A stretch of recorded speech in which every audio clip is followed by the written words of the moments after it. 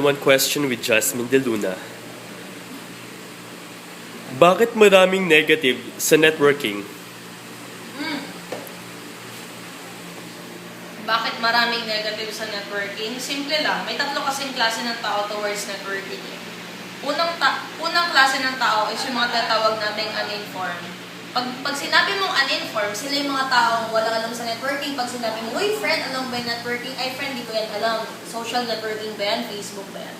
Pangalawang klase ng mga tao towards networking is ito yung mga taong misinformed. Pag sinabing misinformed, net pala, allergic na. Ano yung mga kaibigan mo na grabe mang-asar, grabe mangutsa, talagang didiin ka.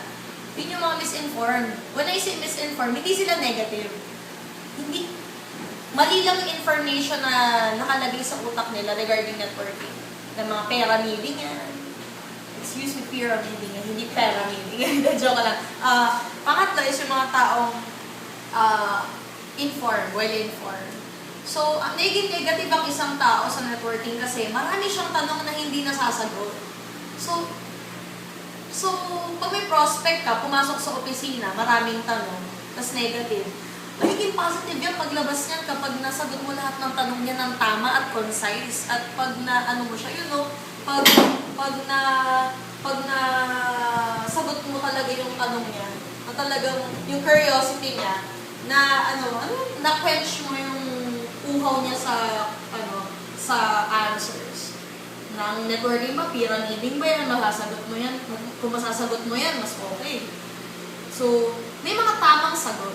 Kasi, kaya maraming naging negative na tao sa networking, lalo-lalo na kasi maraming companies dati, noong 2000s, na nagtayo, na they come and go. You know, they come and go, nagtayo, then, yung produkto para na maging famous, then yung produkto ilalagay sa drugstore. Tapos yung may mga nagtayo rin ng company na fly-by-night, may mga scams. Pero iba kasi ang pyramiding sa network marketing. Network marketing na lang siya, nahahalo lang siya sa pyramiding. Pyramiding kasi is, halimbawa, magbabayad ka ng 8,000, yung bumalik sa yung produkto 2,000, natural na scam ka doon. Another one, naging negative ang isang tao sa networking kasi maybe meron siyang mga narinig or na-experience sa mga previous network marketing na hindi maganda.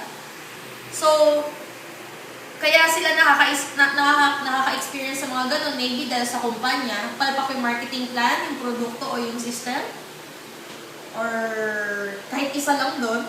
Pangalawa is kung yung apply, palpak din.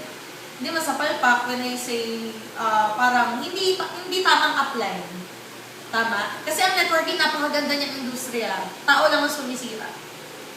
Pangatlo, bakit naging negative ang isang tao sa networking? Maybe, nai-influensyahan siya ng mga kaibigan niya.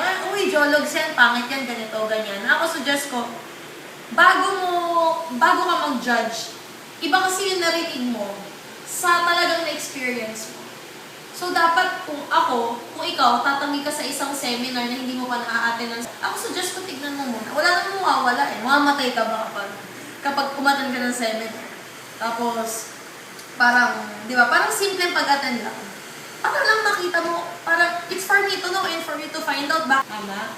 So, siguro, yun mo naman. Mga negative na tao, dapat maging well-informed sila. Yun yung mission ng pangalan ng networking at yung mga misinformed at uninformed, maging well-informed na tao sa networking. Yun ang nagkasiguro.